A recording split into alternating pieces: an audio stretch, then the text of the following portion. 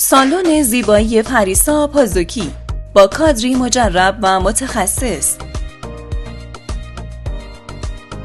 فعال در تمامی زمینه‌ها.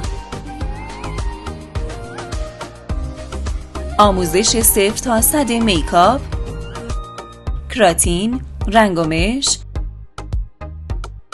اکستنشن، شنیون، کاشت مژه، مانیکور و پدیکور و پاکسازی پوست.